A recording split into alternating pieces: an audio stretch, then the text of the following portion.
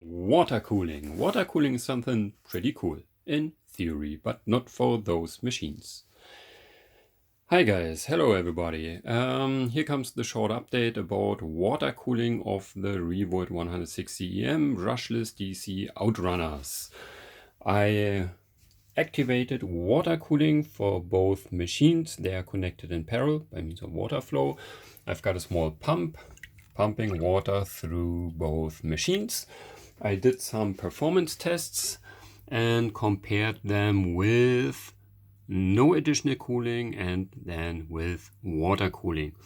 The first measurement was about 7.5 kilowatts, so 100 amps current flowing into the motor, and a second measurement with 120 amps, and I measured all the temperatures for motor as well as for generator, for stator as well as for rotor, and at the start of the measurement, which is more or less room temperature, and at the end of the measurement, which was after 15 minutes. And as you can see, the water cooling in light blue doesn't really reduce the temperatures a lot, just some Kelvin, between 5 and 10 Kelvin for the motor, which is honestly disappointing.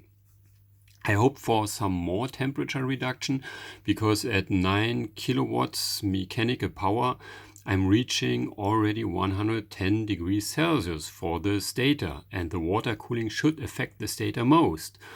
So apparently, I don't know, probably bad design inside of the machine.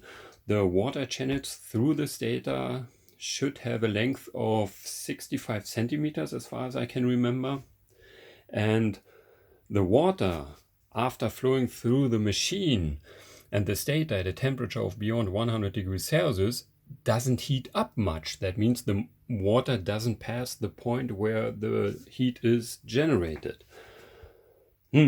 That's bad, because that doesn't sound as if I could get 15 kilowatts mechanical power out of the machines, as I hoped for and as the manufacturer tells in the datasheet. So now I have to think about other methods. Probably in a first step, I will have a performance test with almost 15 kilowatts mechanical power and carefully having an eye on the temperatures, and of course shutting down the system if one of the temperatures reaches a critical temperature, which is, in my opinion, 100 degrees Celsius for the rotor and 130 degrees Celsius for the stator. So that comes next. So far that was just a short update on water cooling, and yeah, it won't take long until the next video appears, so maybe 1 or 2 weeks. Stay tuned, have a great day, see you next time, goodbye.